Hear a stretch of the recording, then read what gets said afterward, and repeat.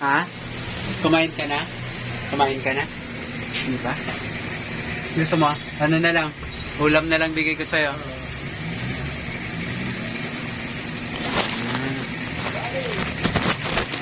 Ulam. Dahil kitang ulam. Yan.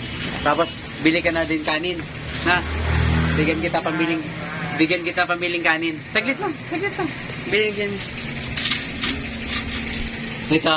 Bili ka ng 2 kanin para makakain ka, ha? Salamat.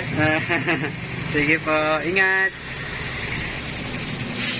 So, yun, idol. Binigyan ko si Kuya ng ulam, tsaka pabili na rin ng kanin. Kasi anong oras na, idol? Tapos ano pa? Nasa labas pa siya. PWD si Kuya. Tapos nang didiskarte ng panghapunan. So, kahit na simpleng lang, kahit na maliit na bagay, kaya naman natin tumulong. Tulong natin para makatulong naman tayo kahit papaano, maigsan ng gutom nila.